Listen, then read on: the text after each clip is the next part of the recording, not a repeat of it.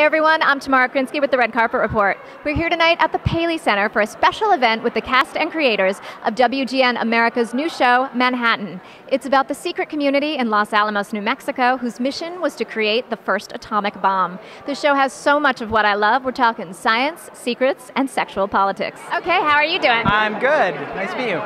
So I am actually part of a group of actresses called Sirens, S-C-I-R-E-N-S, and we are science enthusiasts and advocate for science-infused content and entertainment. Amazing. Yeah, so when you were first starting this project... That's fantastic. I know. So I'm so excited about the show. All right.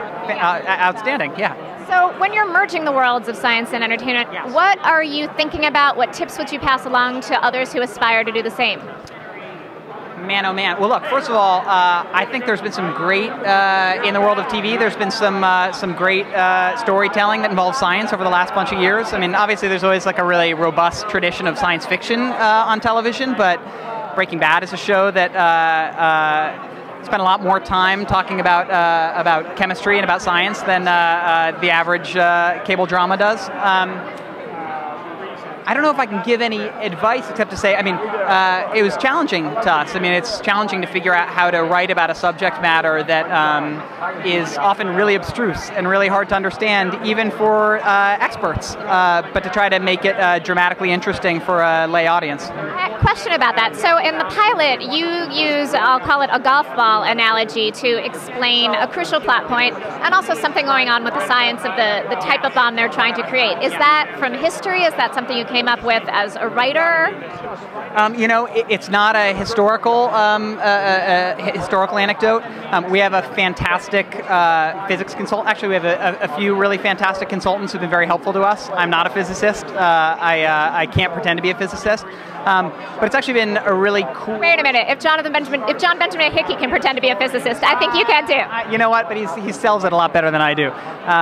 Yeah, he's like a Tony Award-winning actor, and I'm just me, sadly. But you know, one really cool corollary part of this job is that I got to spend a lot of time with some really, really smart scientists talking about science and learning about the physics. And you know, that's not principally what our show is. It's a character drama, but I feel like I've learned a lot along the way, which has been really, really cool. And you have created some wonderful characters. Tell me a little bit about what you wanted to do with the women on the show, because you've got some really nice layers going on in there. Oh, cool. I'm so gratified to hear you say that. You know, for one thing, I love the female characters on our show, and it happens that we have extraordinarily brilliant actresses playing them. But their situation is really complicated and really interesting to me. Both the situation of Liza Winter, who's a really brilliant woman herself and a scientist, but is not part of the project and is cut off and is sort of a woman without a country. She's sort of neither one of the wives nor one of the scientists in this world. There's a character who's a female scientist on the show, and her role is a really interesting one to me, what it is to be a woman in this sort of boys' club.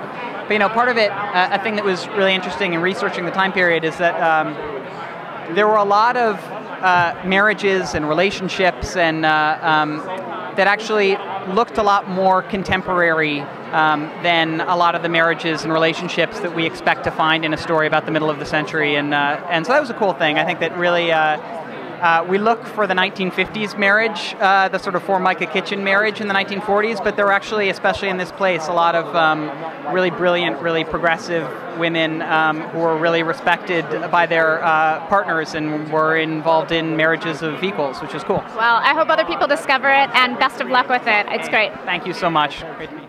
Thanks so much for joining us tonight at this special event for WGN America's Manhattan. If you like the video, click like, and for more interviews, click subscribe. We'll see you next time.